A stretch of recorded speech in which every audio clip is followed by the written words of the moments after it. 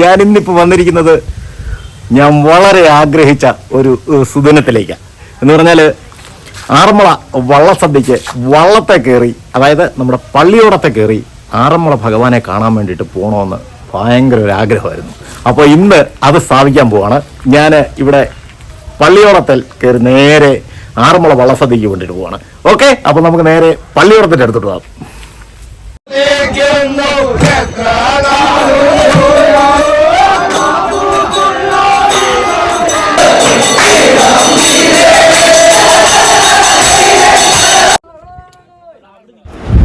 ഞാനങ്ങനെ ഇന്ന് നമ്മുടെ ആറന്മുള വള്ളസദ്യക്ക് പോകാൻ പോകുന്നത് കോയിപ്പുറം പള്ളിയോടത്തിലാണ്. അപ്പോൾ പള്ളിയോടത്തിൽ കയറാൻ വേണ്ടിയിട്ടുള്ള ഒരു പ്രയത്നത്തിലാണ് ഞാൻ. അത് ഒരു വിഷയം എന്ന് പറഞ്ഞാൽ പമ്പാ നദിയിൽ നല്ല ഒഴുക്ക. അയ്യോ, എൻ്റെ കാല് കണ്ട ചെളിക്കകത്തങ്ങ് പൂണ്ടുപോയി. അതൊരു വിഷയം എന്ന് പറഞ്ഞാൽ ഈ പമ്പാ നദിയിലെ നല്ല ഒഴുക്ക. അപ്പോൾ ഈ വള്ളം അങ്ങ് പിന്നെ നീങ്ങി അങ്ങ് പോവുക കരയെന്നേ. അതാണൊരു പാട്. പിന്നെ അവസാനം എനിക്ക് ഒരു തുഴ ഇങ്ങോട്ട് ഇട്ട് തന്നു. ആ തുഴയെ പിടിച്ച് ഇങ്ങനെ വലിച്ചാൽ മതി, അപ്പം പള്ളിയോടെ ഞാൻ അടുത്ത് വരുമെന്നാണ് പറഞ്ഞ്. അങ്ങനെ തുഴയൊക്കെ ഇട്ട് തന്നിട്ടുണ്ട്. അങ്ങനെ ഒരു കണക്കിന് ഞാൻ പള്ളിയോടത്തെ കയറി പറ്റി. നമ്മൾ ഈ പരിചയമില്ലാത്തവർക്ക് ഇത്തിരി ബുദ്ധിമുട്ടാണ്. കാരണം ഇതിങ്ങനെ അനങ്ങിക്കൊണ്ടിരിക്കുമല്ലോ. അപ്പോൾ അത് ബാലൻസ് ചെയ്ത് നിൽക്കുന്നത് ഇത്തിരി ബുദ്ധിമുട്ടാണ്. ഞാൻ നേരത്തെ ഒരുപാട് പ്രാവശ്യം പള്ളിയോടത്തെ കയറിയിട്ടുണ്ട് പണ്ട്, പക്ഷെ കുറെ നാളായി അതൊക്കെ കയറിയിട്ട്. അങ്ങനെ ഒരു സ്ഥലത്ത് ഞാനങ്ങനെ നില ഉറപ്പിച്ചു. ഞാനങ്ങനെ ഇരുന്നു, കാരണം എണീറ്റ് നിന്നാലേ ചിലപ്പോൾ വീഴും. പിന്നെ ആറന്മുള പള്ളിയോടത്തിൽ നമ്മൾ ശരിക്കും പറഞ്ഞാൽ ഇവിടുത്തെ ചടങ്ങിന് മുമ്പായിട്ട് ആറന്മുള ക്ഷേത്രത്തിൽ വെച്ച് പറയൊക്കെ ഇട്ട് വെറ്റ പാക്ക് പൊയില ഒരു തൂശനിലേക്കകത്ത് വെച്ച് അവിടെയൊക്കെ സമർപ്പിച്ചിട്ട് അവിടുത്തെ ആറന്മുള ക്ഷേത്രത്തിലെ ചടങ്ങ് കഴിഞ്ഞാണ് ഈ വള്ളം സദ്യ നടത്തുന്നവർ ഇവിടെ വന്നത്. ഓരോരുത്തരുടെ വഴിപാടാണല്ലോ. അപ്പോൾ അവർ ഇവിടെ വന്നത് അതൊക്കെ അവിടെ സമർപ്പിച്ചിട്ട് ഇവിടെ വന്നിട്ട് ഇനി നമ്മുടെ പള്ളിയോടത്തിനും ഒരു തൂശനിലയിൽ വെറ്റ പാക്ക് പൊയിലയൊക്കെ സമർപ്പിച്ച് ആദരിച്ചാണ് പള്ളിയോടത്തെ ആറന്മുളയിലേക്ക് യാത്രയാക്കുന്നത്. ശരിക്കും പറഞ്ഞാൽ ഇപ്പോൾ ഇത് കോയിപ്പുറത്തുനിന്ന് യാത്ര തിരിക്കുന്നേ ഉള്ളൂ. ആ യാത്ര തിരിക്കുന്ന കാഴ്ച ഇപ്പോൾ നമ്മൾ കണ്ടുകൊണ്ടിരിക്കുന്നത്. ഈ ഒരു ഭയങ്കര രസമാണ് കേട്ടോ. ഈ വള്ളത്തെ കയറിയപ്പോൾ ഉണ്ടല്ലോ മൊത്തത്തിൽ ത്രില്ലടിച്ച് നിൽക്കുക. നല്ല രസമാണ്. ഇനിയിപ്പോൾ ഇവിടെ ഈ വള്ളം കെട്ടിയിട്ടേക്കുക അവിടെ മുകളിൽ. അവർ പറയുന്ന സമയത്ത് ഈ കെട്ടഴിച്ചിട്ട് എല്ലാവരും കൂടെ അങ്ങോട്ട് പോകും. ശരിക്കും പറഞ്ഞാൽ ഭഗവാന്റെ കാവൽക്കാരെന്നാണ് ഈ ഓരോ പള്ളിയോടങ്ങളും പറയുന്നത്. അതായത് ഈ പണ്ട് കാലത്ത് ഓണക്കാഴ്ചയുമായിട്ട് പമ്പയിലൂടെ വന്ന ഭട്ടതിരിയെ ആക്രമികളിൽ നിന്നും സംരക്ഷിക്കുന്നതിനായിട്ടാണ് കരക്കാര് വള്ളങ്ങളിൽ തിരുവോണത്തോണിക്ക് അകമ്പടി വന്നതിൻ്റെ ഓർമ്മ പുതുക്കുന്നതിനാണ് ഈ ശരിക്കും ചരിത്രപ്രസിദ്ധമായ ഈ വള്ളംകളി നടത്തുന്നത്. പിന്നെ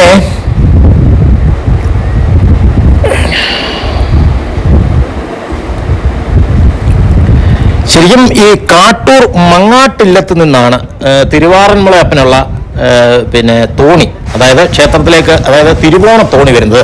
ഈ തിരുവോണത്തോണി നമ്മൾ അങ്ങോട്ട് പോകുന്ന വഴിക്ക് കാണാൻ പറ്റും. തിരുവോണത്തിൻ്റെ അന്നാണ് ഈ തിരുവോണത്തോണി ആറന്മുള ക്ഷേത്രത്തിൽ എത്തുന്നത്. അതാണ് അതിൻ്റെ ഒരു ഐതിഹ്യം. അപ്പോൾ ഓരോ ഗ്രാമക്കാർക്കും, അല്ലെങ്കിൽ ഈ ആറന്മുളയുമായിട്ട് ബന്ധപ്പെട്ട് കിടക്കുന്ന ഓരോ ഗ്രാമക്കാർക്കും ഓരോ പള്ളിയോടങ്ങളാണ്.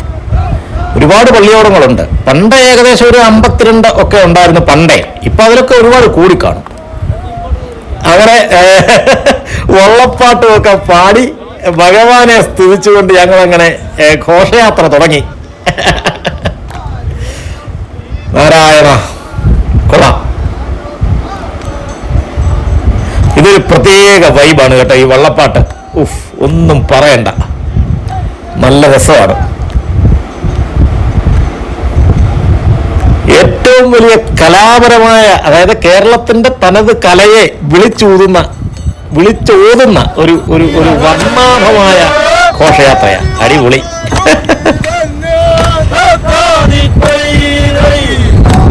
നമ്മൾ ഈ മുണ്ടും തലപ്പാവും ഒക്കെ കെട്ടി വേണം വള്ളത്തെ കയറാനെന്ന് പറയുന്നത്. അതുകൊണ്ട് ഞാൻ അതൊക്കെ എൻ്റെ തലയിലും ആ നേരിയ തന്നെ കെട്ടി.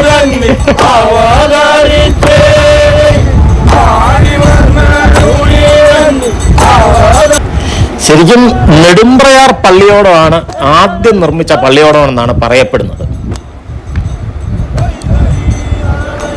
ഇനി നമുക്ക് ഉത്തുട്ടാതിക്കാണ് വള്ളംകളി. പിന്നെ വള്ളംകളി കഴിഞ്ഞു. നമുക്ക് ഏറ്റവും അഭിമാനകരമായ ഒരു കാര്യങ്ങൾ ഞാൻ പറയാം. നമ്മളിപ്പോൾ ഇരിക്കുന്ന ഈ ചുണ്ടൻവള്ളമാണ് ഉത്തട്ടാതിക്ക്. ഞാനിപ്പോൾ ഇരിക്കുന്ന ഈ ചുണ്ടൻവള്ളമാണ് ഇപ്രാവശ്യത്തെ ട്രോഫി നേടിയത്. മന്നൻ ട്രോഫി കിട്ടിയത് നമ്മുടെ കോയിപ്പുറം പള്ളിയോടത്തിനാണ്. അതൊരു ഭയങ്കര അഭിമാനകരമായ കാര്യമാണ്. കണ്ടില്ലേ, താളത്തിൽ അങ്ങനെ വള്ളപ്പാട്ടൊക്കെ പാടി ഞങ്ങൾ തുഴഞ്ഞങ്ങനെ പൊക്കോണ്ടിരിക്കുക.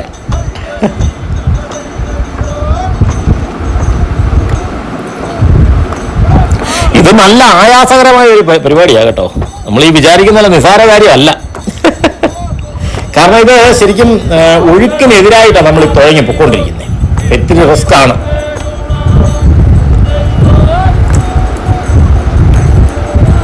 ഇത് കണ്ടില്ലേ, ഒരേ താളത്തിൽ എല്ലാവരും ചിഞ്ചിലൊക്കെ അടിച്ച്. ആ തുഴച്ചിലുകാർക്ക് അത് തുഴയുന്നത് തന്നെ ഒരു പ്രത്യേക സ്റ്റൈലില്ല. കണ്ടോ, ഈ പാട്ടിന്റെ താളത്തിനനുസരിച്ചാ തുഴഞ്ഞു പോകുന്നേ. വള്ളം കണ്ടില്ലേ, എന്ത് ഭംഗിയാ കാണാൻ. ഒരു പ്രത്യേക ഭംഗിയാ വള്ളത്തിന്. ഇത് ശരിക്കും പറഞ്ഞാൽ ഈ വർഷാവർഷം മത്സ്യ എണ്ണ, കൊപ്ര, കരി, മുട്ടയുടെ വെള്ളക്കരു ഇതൊക്കെ ഇട്ടിട്ട് ഈ വള്ളങ്ങളെ മിനുക്കിയെടുക്കും. അതായത് ഈ വള്ളത്തിന് ഈടും ബലവും ഒക്കെ കൂടുന്നതിന് വേണ്ടിയിട്ടാ. പിന്നെ അതുപോലെ തന്നെ ജലത്തിലെ പെട്ടെന്ന് തെന്നി നീങ്ങാനും ഒക്കെ ആയിട്ട് അതൊക്കെ ചെയ്യുന്നത്. അതാത് ഗ്രാമങ്ങളിലെ ഈ ആശാരിമാരാണ് ഈ വള്ളത്തിന്റെ കേടുപാടുകളൊക്കെ തീർക്കുന്നത്.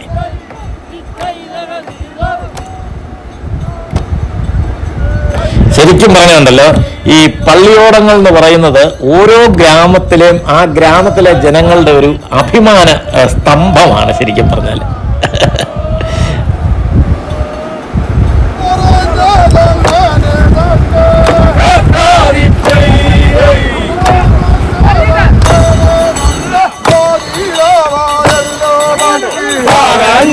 പറഞ്ഞതങ്ങനെ തന്നെ പാതിരാവായല്ലോ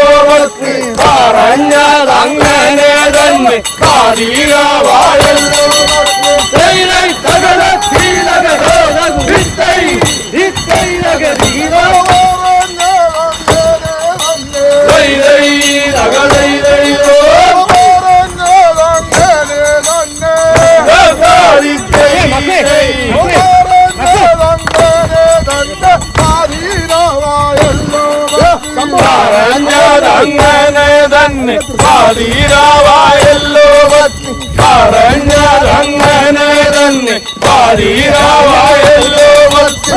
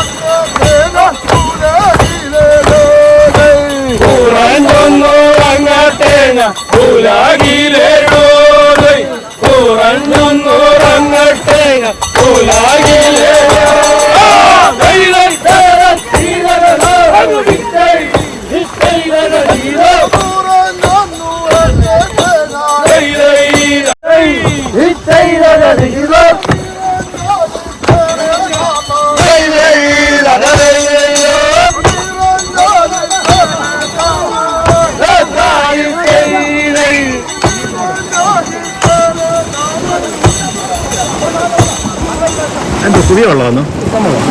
ആണോ?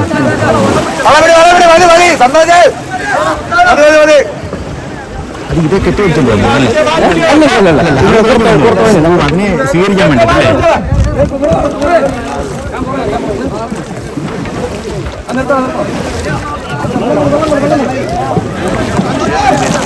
ഇത് ഏത് കരയുടെ? പടിഞ്ഞാറ്. ഇത് പൂവത്തൂർ പടിഞ്ഞാറ് കരയുടെ വള്ളമാണ്. അപ്പോൾ ഇതിനെ സ്വീകരിക്കാൻ വേണ്ടി നിൽക്കുന്നത്. ഞങ്ങളിങ്ങനെ തുഴഞ്ഞു വരുന്ന സമയത്ത് ഒരു പുതിയ പള്ളിയോടത്തിന്റെ അടുത്ത് വന്നു. അതായത് പൂവത്തൂര് പടിഞ്ഞാറ് പള്ളിയോടം. അപ്പം ആ പള്ളിയോടം സത്യം പറഞ്ഞാൽ പുതിയതാണ്, അത് നീരണിഞ്ഞതേ ഉള്ളൂ. അപ്പം അതിനെയും കൂടെ സ്വീകരിച്ചുകൊണ്ടാണ് അങ്ങോട്ട് പോകുന്നതെന്നാണ് ഇപ്പോൾ ഇവിടെ പറഞ്ഞത്. അപ്പം അതിനു വേണ്ടിയിട്ട് ഇവിടെ കുറച്ചൊന്ന് വെയിറ്റ് ചെയ്തിട്ടേ പോകത്തുള്ളൂ. ആ വള്ളത്തിനും വെറ്റപ്പാക്ക് പൊയിലേക്ക് ട്യൂഷനിലേക്ക് അകത്ത് വെച്ച് കൊടുത്ത് അതിനെയും സ്വീകരിച്ചുകൊണ്ട് പോകാൻ വേണ്ടിയിട്ടാണ് ഇവിടെ ഇപ്പം വള്ളം അടുപ്പിക്കുന്നത്. ശരിക്കും ഈ വള്ളത്തിന്റെ സ്റ്റിയറിംഗ് എന്ന് പറഞ്ഞാൽ ഈ വള്ളത്തെ നിയന്ത്രിക്കുന്നതെന്ന് പറഞ്ഞാൽ ഈ അമരത്ത് നിൽക്കുന്നവരാ.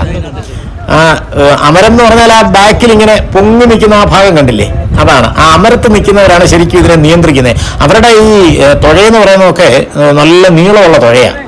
അത് വെച്ചിങ്ങനെ പിടിച്ചൊരു പ്രത്യേക ബാലൻസിൽ വെച്ചെങ്കിൽ മാത്രമേ ഇത് കറക്റ്റ് മറിയാതെ വള്ളം പോവുകയുള്ളൂ. ശരിക്കും അവരാണ് ഇതിനെ നിയന്ത്രിക്കുന്നത്.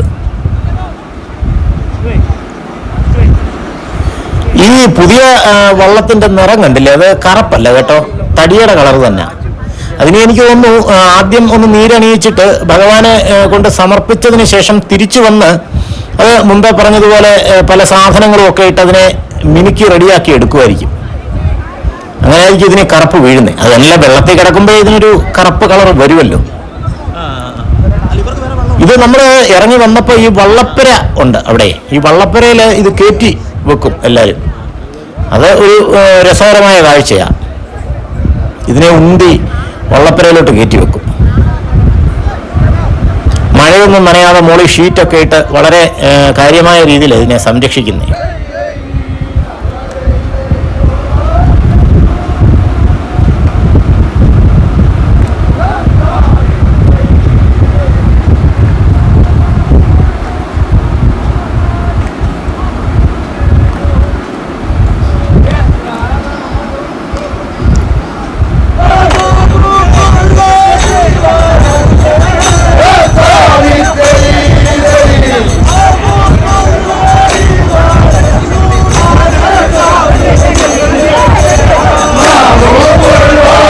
ഏകദേശം എല്ലാ ചുണ്ടൻ വള്ളങ്ങളുടെയും സ്ട്രക്ചർ ഒരുപോലെ കേട്ടോ, അല്ലല്ലേ?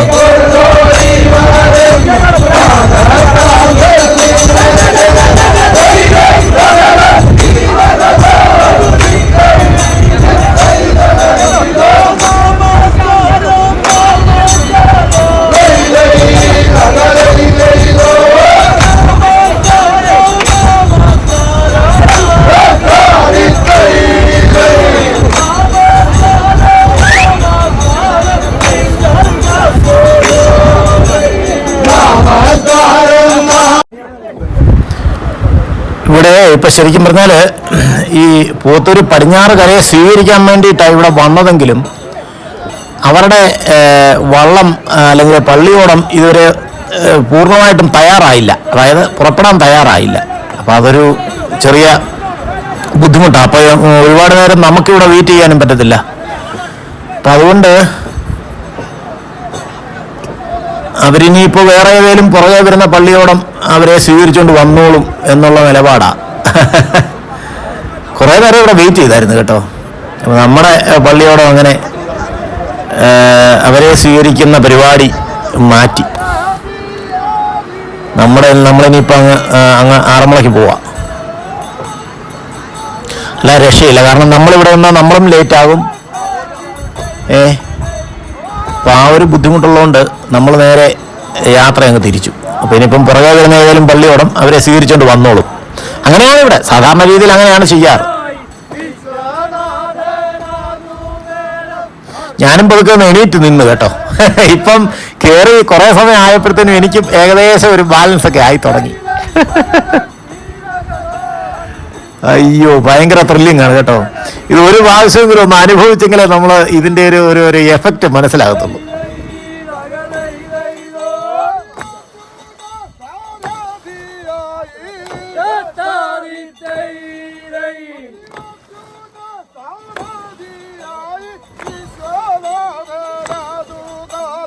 അർജുന സാരഥിയായി വിശ്വനാഥനാഥു കാല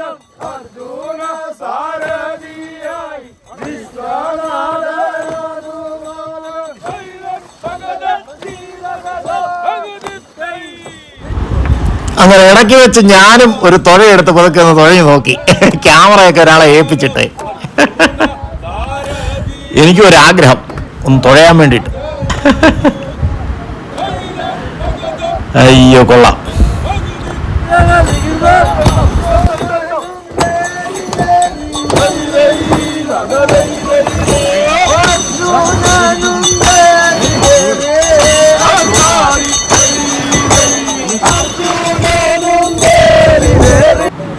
ഇത് ഇറിഗേഷൻ ഡിപ്പാർട്ട്മെന്റ് കെട്ടിത്തിരിച്ച് ശുദ്ധജലം വിടുന്ന ഒരു സ്ഥലമായത്.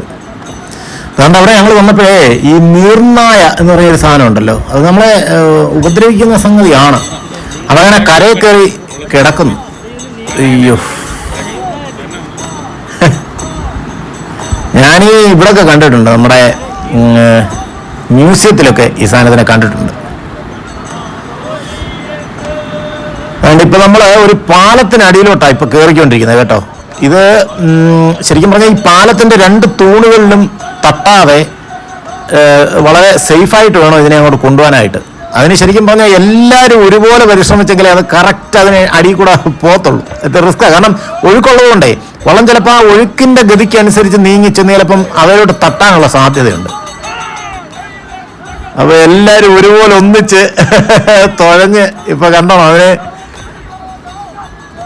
ഒരു തൂണിന്റെ അടുത്തൂടാ പോകുന്നത്. അയ്യോ, പേടി വരും കേട്ടോ. പക്ഷെ അവർക്കത് കറക്റ്റ് നല്ല ബാലൻസ് ആണ്, അവർക്കത് ശീലമുള്ളവരല്ലേ. ഒരു പ്രത്യേക ബാലൻസ് ആണ് കേട്ടോ ഇത് തുഴഞ്ഞ്. എല്ലാവരും എന്ന് പറഞ്ഞാൽ ഒരാള് മാത്രം പോരാ, എല്ലാവരും ഒരുപോലെ വിചാരിച്ചെങ്കിലേ അത് കറക്റ്റാ ലെവലിൽ പോവുള്ളൂ. അങ്ങനെ പാലം ഞങ്ങള് പാസ് ചെയ്തു. ഇതൊക്കെ ഇതിലിരിക്കുമ്പോൾ ഒരു ത്രില്ലിംഗ് ആയിട്ടുള്ള ഒരു എക്സ്പീരിയൻസാണ് കേട്ടോ, സത്യം. കണ്ടില്ലേ, നമ്മൾ വരുന്ന വഴിക്ക് ഇതിന് ഇഷ്ടം പോലെ പള്ളിയോടങ്ങൾ ഇങ്ങനെ നീറ്റിലിറക്കി ഇട്ടിട്ടുണ്ട്. ഇനിയിപ്പോൾ ഉത്രട്ടാതി ആകുമ്പോഴത്തേനെ, വള്ളംകളി ആകുമ്പോഴത്തേന് എല്ലാ പള്ളിയോടങ്ങളും അലങ്കരിച്ചങ്ങ് ആറന്മുള എത്തും. ഇന്ന് തന്നെ ശരിക്കും പറഞ്ഞാൽ ഏകദേശം 12ഓളം വള്ളത്തിന് വള്ളസദ്യ ഉണ്ടെന്നാണ് പറയുന്നത്.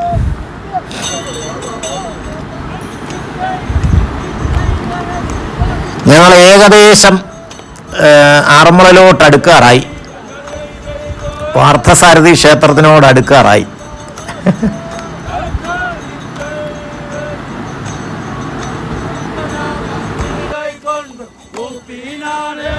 ഈ പമ്പാ നദിയുടെ ഇരുകരകളിലുമായിട്ട് ഈ സ്റ്റേഡിയം പോലൊക്കെ റെഡിയാക്കി വെച്ചിട്ടുണ്ട്. എനിക്കൊന്ന് ഈ വള്ളംകളിയൊക്കെ വരുമ്പോഴേ ആൾക്കാർക്കും ഇരുന്ന് കാണാനും ഒക്കെ ആയിട്ടാ.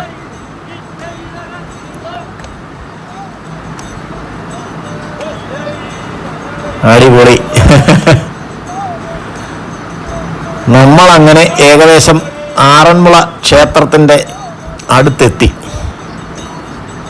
ഇപ്പൊ ഇവിടെ കുറെ ചടങ്ങുകളും കാര്യങ്ങളൊക്കെ ഉണ്ട്. വള്ളത്തെ ഇന്ന് വഴിപാട് നടത്തുന്നവരെ സ്വീകരിക്കുന്നുണ്ട്. അതുകൂടാതെ ഇപ്പം വേറൊരു വള്ളത്തിന്റെ കൂടെ ചെറുതായിട്ടൊന്ന് കളിച്ചാണ് നമ്മൾ അങ്ങോട്ട് കയറുന്നത്.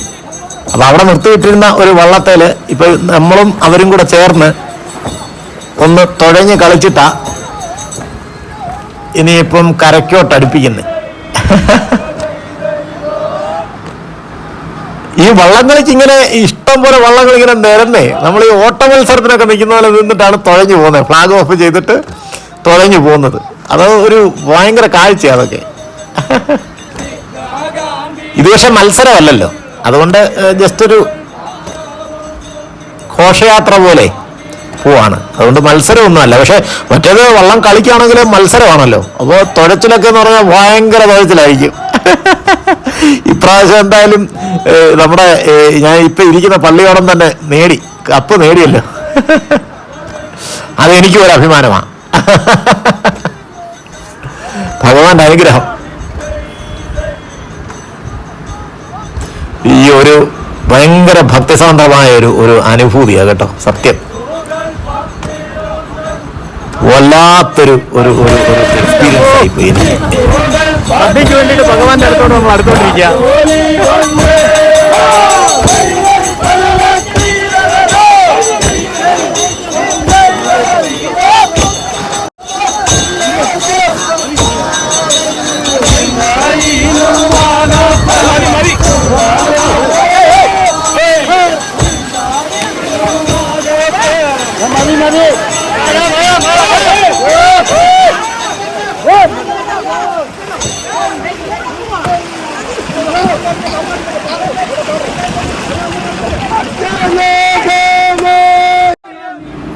അങ്ങനെ നമ്മൾ ആറന്മുള ക്ഷേത്രക്കടവിലെത്തി.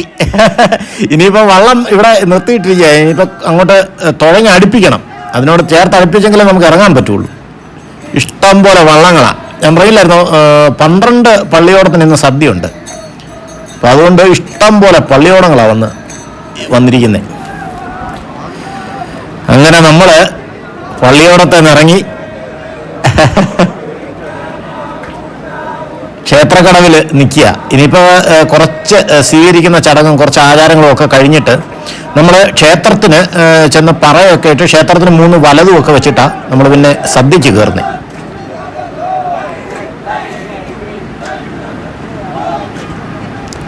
എന്തൊരു ജനബാഹുല്യം, ഒരു ഉത്സവ പ്രതീതി തന്നെ. കൊള്ളാം. അയ്യോ, ശരിക്കും പറഞ്ഞാൽ നല്ല വെയിലാണ് കേട്ടോ. നന്നായിട്ട് കുഴപ്പി. ഈ വെയിൽ കൊണ്ടാ ഇത്രയും ദൂരം വന്ന്. ശരിക്കും പറഞ്ഞാൽ ക്ഷീണിച്ച്.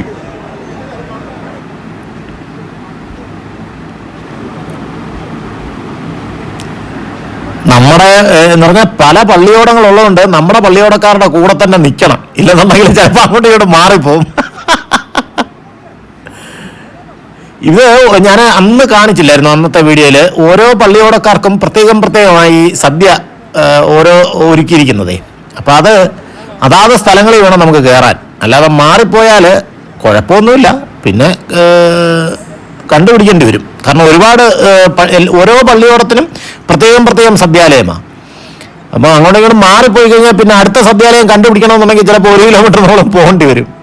അങ്ങനെ വേറൊരു വള്ളത്തെ സ്വീകരിക്കാൻ വേണ്ടിയിട്ട് വന്നിരിക്കുക. നമ്മുടെ വള്ളത്തെ എങ്ങനെ സ്വീകരിച്ചു?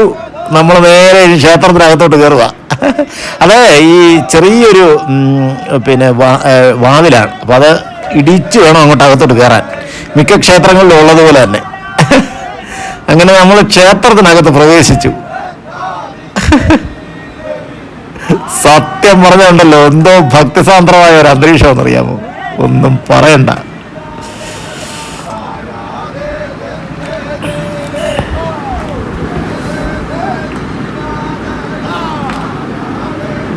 നല്ല തിരക്കാ.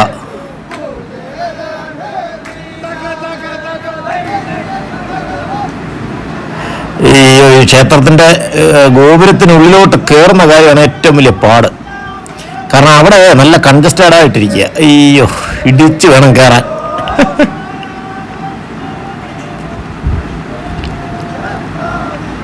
ഇനിയിപ്പോൾ വള്ളപ്പാട്ടും ഒക്കെ പാടി നമ്മൾ ക്ഷേത്രത്തിനൊരു 3 പ്രദക്ഷിണമൊക്കെ വെച്ച് തിരിച്ചു വന്നിട്ട് നമ്മൾ പറയൊക്കെ ഇട്ട് അതെങ്ങനെയാണ് ആചാരം എന്നുള്ളത് നമുക്ക് അങ്ങോട്ട് പോകുമ്പോൾ കാണാം.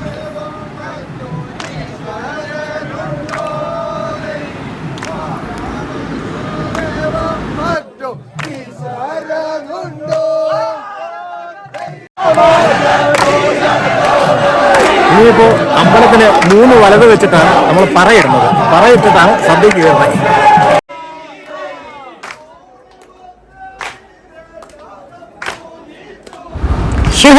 കാലിന്റെ വെള്ളയൊക്കെ പൊള്ളിയുള്ള ഊപ്പാട് വരും.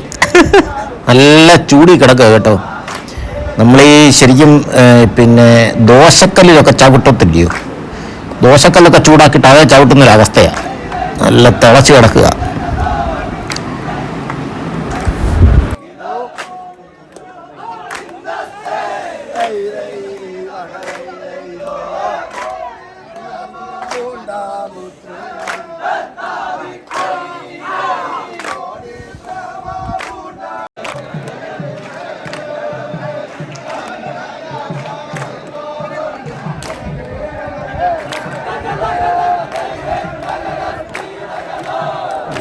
നമ്മളങ്ങനെ ഏകദേശം കൊടിമരച്ചോട്ടിലുള്ള ആ പറയിട്ടിരിക്കുന്ന സ്ഥലത്തെത്തി.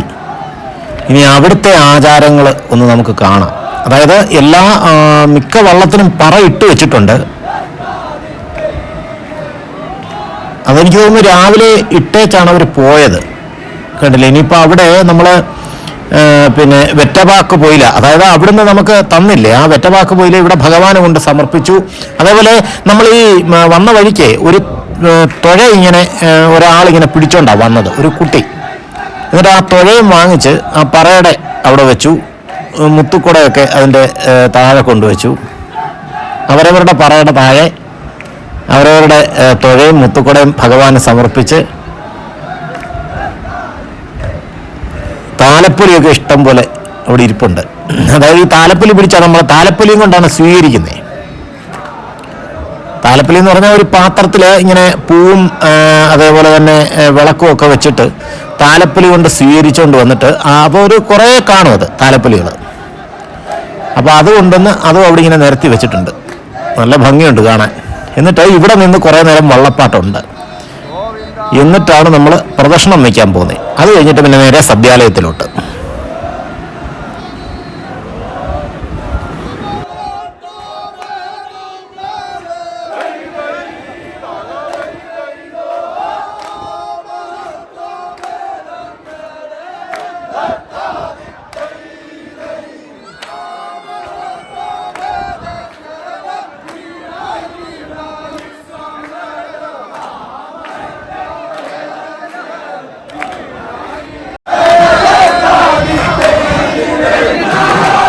ശരിക്കും പാടാൻ അറിയാൻ വയ്യ, അപ്പൊ അറിയാവുന്നവർക്ക് മാറി കൊടുക്കാം.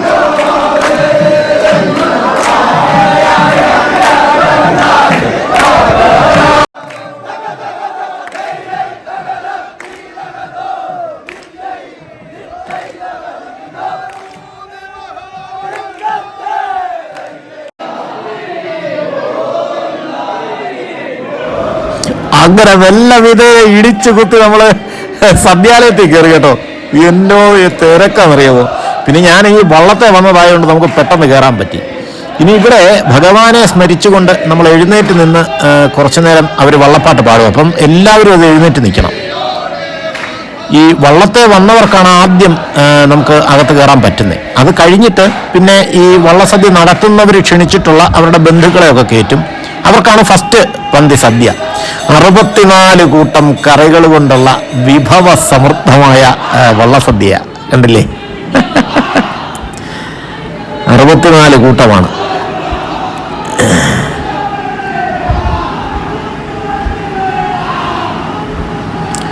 എല്ലാ സാധനവും ഉണ്ട്.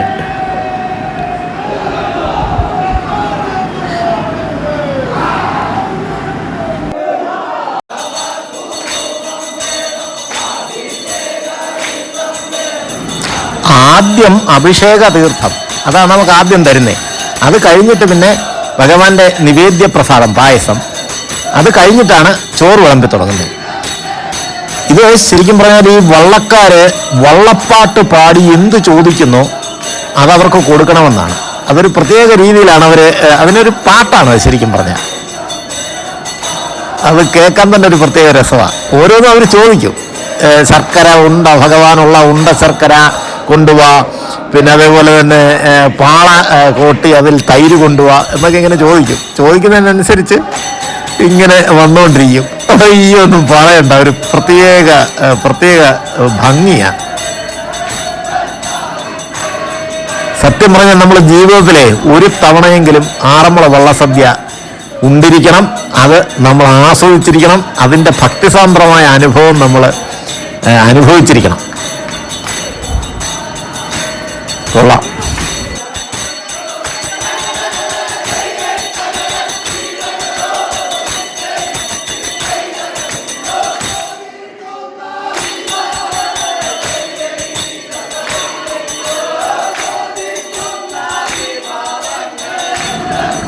ഇതില് ആവേശമാണ് നമുക്ക് ഏറ്റവും കൂടുതൽ ഉണ്ടാകുന്നത് കേട്ടോ. അവരുടെ ആ ഒരു ആവേശം കാണുമ്പോൾ നമുക്കും കൂടെ പാടി തുള്ളി ആസ്വദിക്കാൻ തോന്നും. അത്ര ആവേശകരമായ ഒരു ഒരു ഒരു ഒരു ഒരു സംഭവം ഇത് കേട്ടോ, സത്യം.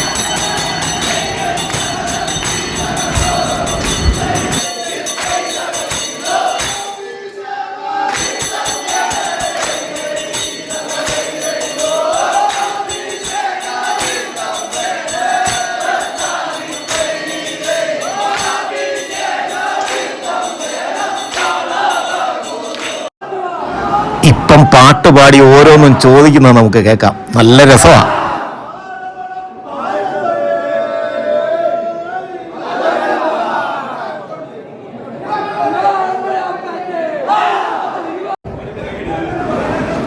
ആദ്യം തീർത്ഥം തന്നിട്ട് ഇപ്പൊ എന്താണ്ട് ഭഗവാന്റെ നിവേദ്യ പ്രസാദം പായസം അതെനിക്കും കിട്ടി.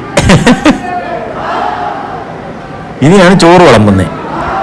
അവരോരോന്നോരോന്നോരോന്ന് ചോദിച്ച് വരുത്തുമില്ലെങ്കിൽ അത് കൃത്യമായിട്ട് ആ ചടങ്ങനുസരിച്ച് പിന്നെ ചെയ്തില്ലെന്നുണ്ടെങ്കിലേ ഈ നമ്മൾ വന്നിരിക്കുന്ന ഈ വള്ളക്കാർക്കും ദേഷ്യം വരും.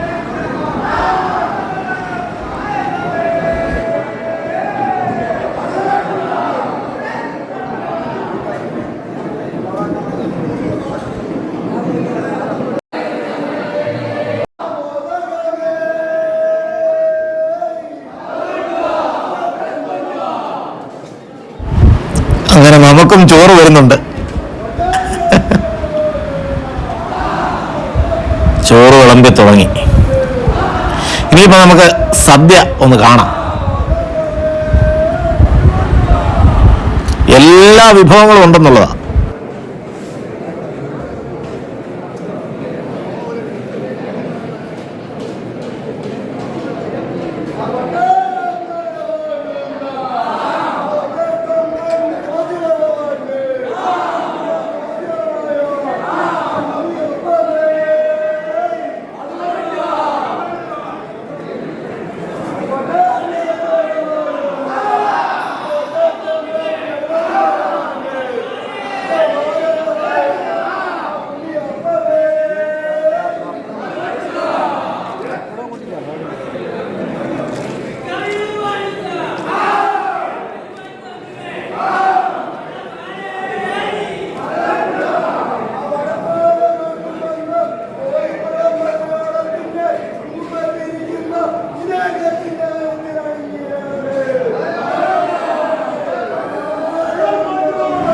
ഇപ്പൊ കാണുന്നത് ഈ വള്ളത്തിന്റെ ക്യാപ്റ്റന് എന്ന് പറയുന്ന ആളുണ്ട്, തുമ്പത്തിരിക്കുന്ന ക്യാപ്റ്റൻ. അപ്പൊ അദ്ദേഹത്തിന് തുളസിമാല അണിഞ്ഞ് അദ്ദേഹത്തെ ആദരിക്കുന്ന ഒരു രംഗമായത് കേട്ടോ. നമ്മുടെ വള്ളത്തിന്റെ ക്യാപ്റ്റനാ അത്.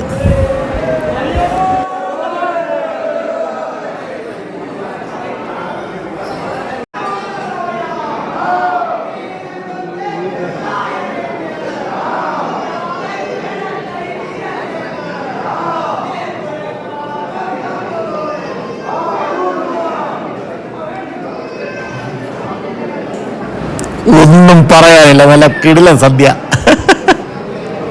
പരിപ്പും പപ്പടവും സാമ്പാറ് പുളിശ്ശേരി ഇല്ലാത്തതൊന്നും ഇല്ല എൻ്റെ അമ്മോ.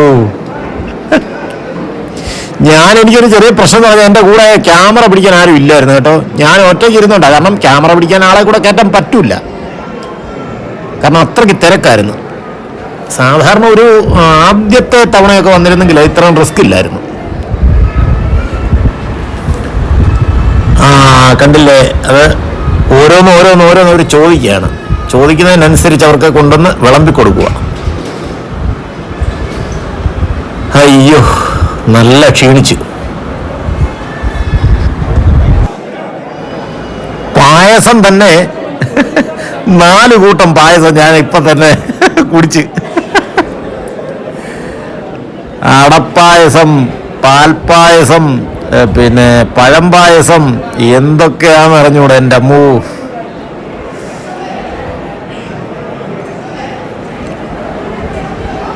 സത്യം പറഞ്ഞുണ്ടല്ലോ, ഉണ്ട് നമ്മൾ മത്തായിപ്പോവും, ആ ഒരവസ്ഥയിലെത്തും. അത്രയ്ക്കുണ്ട് വിഭവങ്ങൾ. ഈ ചോറിനേക്കാൾ കൂടുതൽ വിഭവങ്ങളാ. ചോറുണ്ടെന്നതിനേക്കാൾ കൂടുതൽ നമുക്ക് വയറ് നിറയും. കൂട്ടുകറികളെല്ലാം കൂടെ കൂട്ടിയാൽ മതി, അപ്പോഴേ വയറ് നിറയും. ഗംഭീരൻ. ഞാൻ ഇപ്പൊ കാണിച്ച ചേന, മറ്റേ ചേന വറുത്ത സാധനമാണ്. ഉണ്ണിയപ്പം, ചേന വറുത്തത്, അവല്, മലര്, പിന്നെ എന്തൊക്കെയാണെന്ന് അറിഞ്ഞുകൂടാ സത്യം പറഞ്ഞാൽ. ഇതിന്റെ വിഭവങ്ങൾ ഇനി എന്തൊക്കെയാണെന്നുള്ളത് പുറത്തിറങ്ങിയെന്ന് ചോദിച്ചറിയണം.